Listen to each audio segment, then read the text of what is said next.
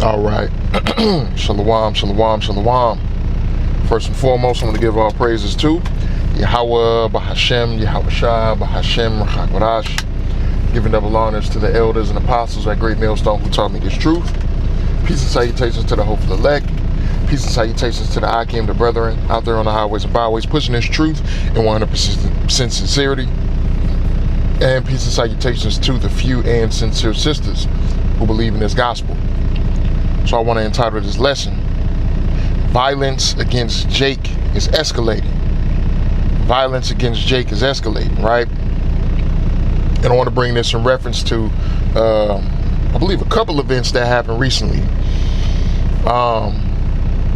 There was a thing that happened either yesterday or the day before where Esau just let off and killed a 1-year-old Jake child. Right? It was alleged that the mother, she was allegedly she was stealing diapers, which, you know, apparently it came out that she never stole anything, and they said that she tried to hit her with the car, but then there's video footage of them showing that they were chasing after the car, and then one of the officers shot at the car and, you know, basically killed the 1-year-old child. Then it was also reported that a couple of days earlier, before the event happened, that same officer that killed that 1-year-old child, that he had complaints against him from other officers for racial slurs and comments that he was making, right? So we're going to see how this system, you know, how they respond to that, how the law responds to that, right? And then I want to say about a week ago, I think it was this past Sunday or the Sunday before, there was a Edomite who pulled up to a cookout yelling out racial slurs out of a car like nigga, nigga, nigga, right at this black family they was having a gathering at a family member's house. He pulled up yelling out nigga, nigga, nigga, drove off, came back with a armor-plated vest, or I guess a bulletproof vest, and an AR-15, and started letting off at the family. And all of this is in the wake of the two verdicts. The Rick Child verdict, where he was found innocent, or he was acquitted of murdering a 14-year-old Israelite child, and the guy Carmelo Anthony, he was sentenced to 35 years of what they say was first-degree murder of the death of Austin Metcalf, right? And then you got the father of the dude, Austin Metcalf, going on social media making these racist rants, talking about watermelon felon. You know, you got that whole Chud the Builder situation that was going on a couple of weeks ago. There was another event, or another thing happened up in Chicago where it was a dude who was trying to be like Chud the Builder and got his ass knocked out.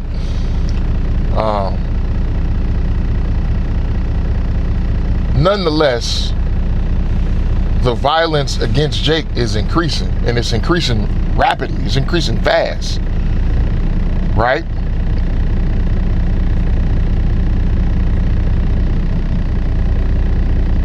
So this is the book of Matthew, chapter 24, verse 7. It says, "For nation shall rise against nation, and kingdom against kingdom."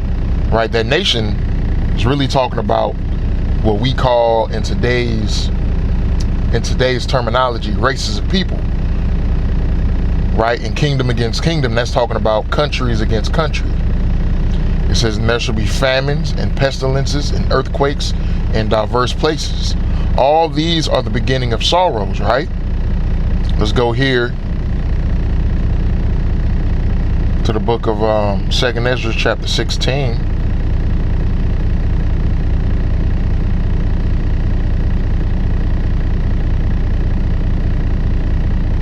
And verse 18. Let me start at verse 17. It says, woe is me, who will deliver me in those days? The beginning of sorrows and great mournings, the beginning of famine and great death, the beginning of wars and powers, and the power shall stand in fear, the beginning of evils.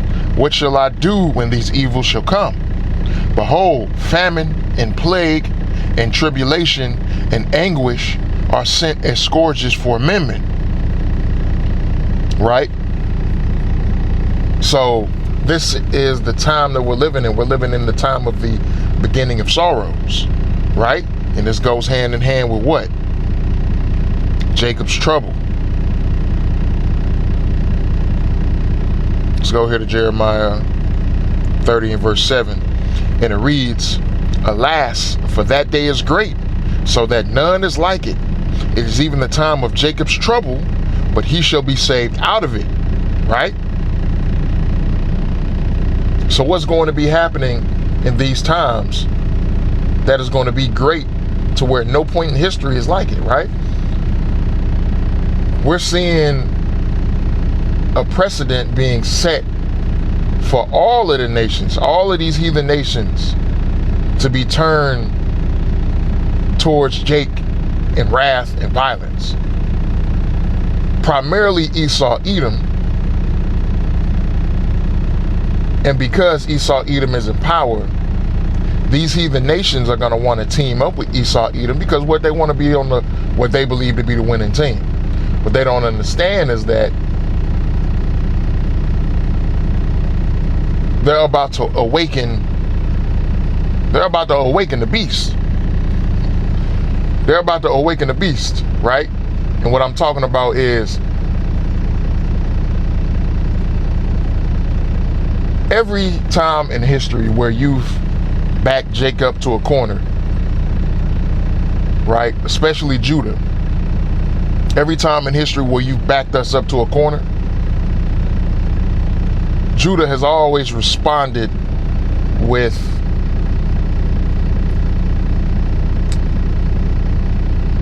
let's say it don't always be pretty for these other nations. So all the while, Jake is going to be getting fucked up out here. Jake is definitely going to be getting a lick back, right? In the northern kingdom, you know, Ephraim, Issachar, Manasseh, and all of the other northern kingdom tribes are going to follow suit along with Judah, because they're going to find out too, because you got a lot of northern kingdom that's out here that they try and be close to whiteness, right? They try and be as close to Esau, Edom as possible, but what they're going to find out too is that Esau, Edom, and the rest of these heathen nations are against you as well. And what they're going to see is that we need to follow suit with Judah. So not only is Judah going to be out here fucking up people in the streets, fucking up these heathen nations in the streets, Ephraim is going to be joined in with him as well.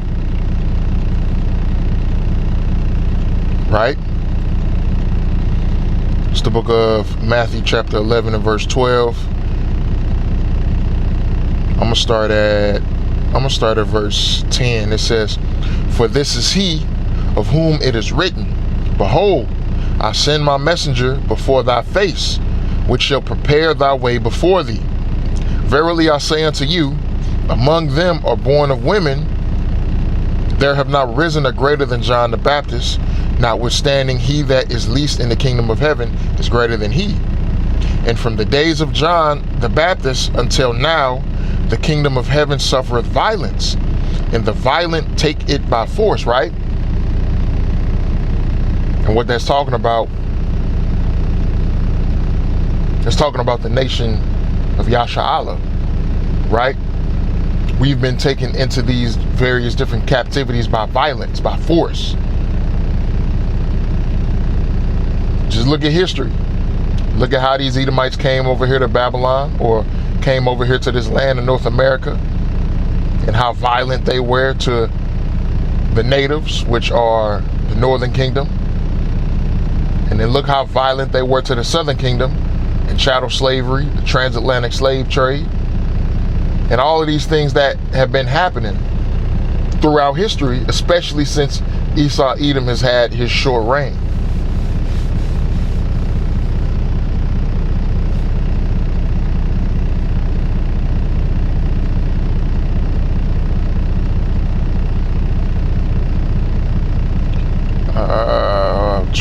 I knew I was wording that wrong.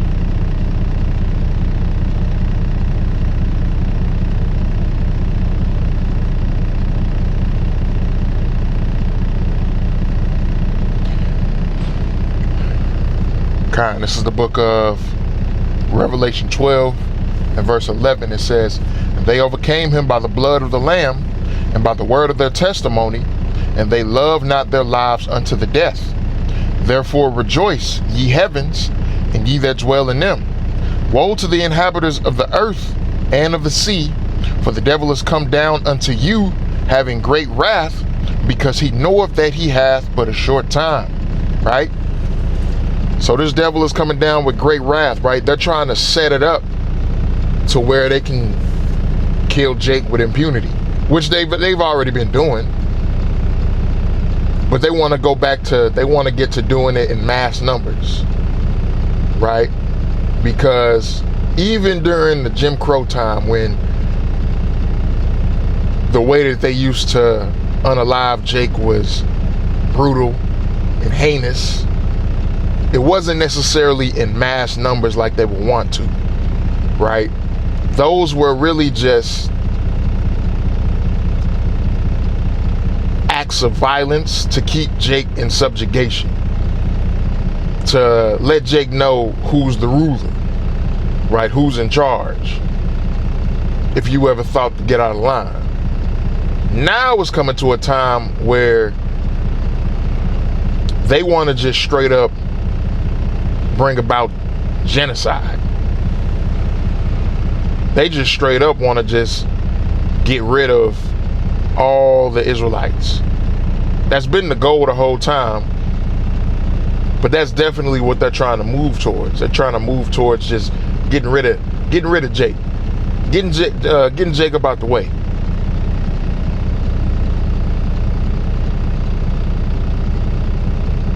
So we're about to see a lot of violence coming towards us Israelites, right?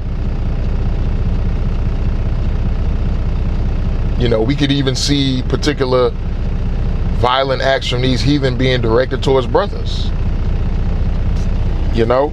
But hey, it's best for us to remain in the spirit, right? Be faithful to Yahweh Ba'ashem Yahweh Shah. And if need be, the Lord will put the spirit on us to defend ourselves if need be. But ultimately, Yahweh Ba'ashem Yahweh Shah is going to look after his men. He's going to look after the prophets. Right? So we have nothing to worry about but to just continue on and doing the work. Because you never know, some of these heathen could get bold enough to start coming up to the camp. Start coming up to various camps. Because one of these things that these especially these Edomites, one of the things that they like to do, they try and provoke you. You know, they try and provoke you, and they try and get you to respond in a way so that they can get violent and then unalive you and then just claim self-defense, even though he provoked you. That's what the whole Chud the Builder thing was. The whole thing was going around provoking Jake, right? And then turning around and saying that, or trying to come up with an excuse to say, oh, it's self-defense. He attacked me. When you were always the aggressor, you were always the antagonizer, right? So, man, that's what's going on. So we got to remain circumspect, and we got to remain in the spirit. So, with that being said, giving all praises to Yahweh Ba'ashem Yahweh Shah Ba'ashem Chakwadash. Lord willing, this video lesson was edifying, and until next time, Shalom.